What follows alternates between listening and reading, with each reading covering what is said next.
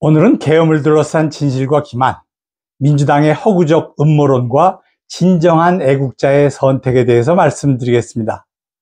요즘 우리는 참으로 어이없는 상황을 목격하고 있습니다. 한쪽에서는 계엄을 하려 한다며 헛된 음모론을 퍼뜨리고, 다른 한쪽에서는 오히려 계엄을 하지 않았다며 비난을 퍼붓고 있습니다. 이재명은 한반도가 당장 전쟁이 나도 이상하지 않을 만큼 긴장이 고조되고 있다라며 공포를 조장하고 있습니다. 김민석은 여기서 한 발 더 나가서 김건희, 윤석열과 충암파에겐 다 계획이 있었다라는 터무니없는 음모론을 퍼뜨리고 있습니다. 특히나 가관인 것은 김민석의 행태입니다. 당내에서조차 만류하는데도 불구하고 지난 8월부터 끊임없이 계엄 음모론을 부채질하고 있습니다. 윤 대통령이 고등학교 동창들을 장성으로 진급시켜서 만든 이른바 충암파가 계엄을 준비한다는 황당한 주장을 계속해서 반복하고 있는 것입니다. 이런 허황된 주장이 얼마나 터무니없는지는 명백합니다. 박찬종 전 의원이 지적했듯이 이제는 국민의 정치의식이 높아졌고 군대 역시 더 이상 맹목적으로 움직이지 않습니다. 국회의사당과 광화문은 물론 주요 기관 앞에 탱크를 세워놓고 중무장한 군인이 경비를 선다? 이런 시나리오를 진지하게 믿는 국민이 과연 있겠습니까? 더군다나 현재 국회 구성을 보십시오. 민주당이 절대 다수를 차지한 상황에서 계엄은 법적으로도 불가능합니다. 국회 결의로 얼마든지 계엄을 해제할 수 있기 때문입니다. 그렇다면 민주당, 특히 김민석이 이토록 집요하게 계엄 음모론을 퍼뜨리는 진짜 의도는 무엇일까요? 이는 명백합니다. 이재명 방탄을 위해 국민의 이목을 끌어보겠다는 얄팍한 술수요. 더 나아가서 민주당이 불법과 폭력으로 국가를 전복하려 들어도 감히 계엄을 선포하지 말라는 노골적인 협박입니다.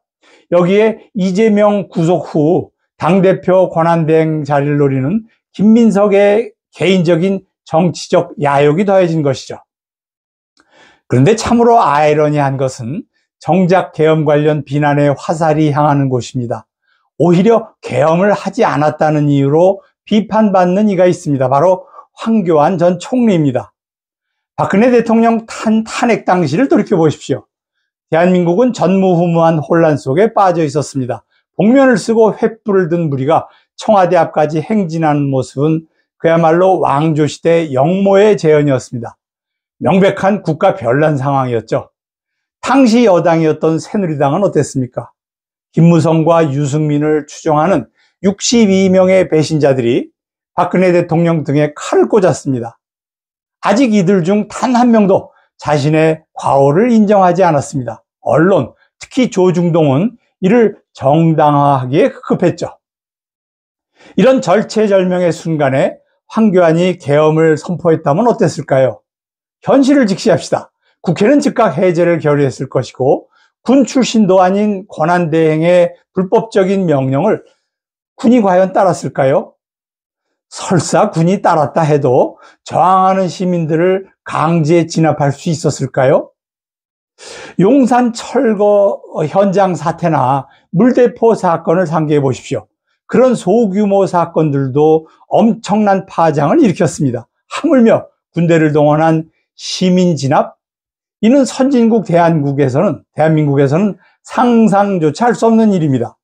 그런데도 지난 10월 26일 박정희 대통령 45주기 추도식에서 계엄을 하지 않았다며 황교안 대표를 비난한 이들이 있었습니다.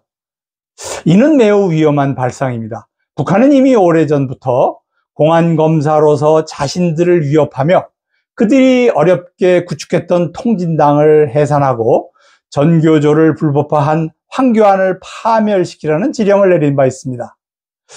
우리는 이제 깨달아야 합니다. 정확한 사실도 모른 채 황교안 대표를 비난하는 것은 결국 북한과 종북 좌파의 의도에 놀아나는 것입니다. 자유우파의 분열은 곧 국가 혼란으로 이어질 것입니다. 지금은 그 어느 때보다도 자유우파의 단결이 절실한 시기입니다.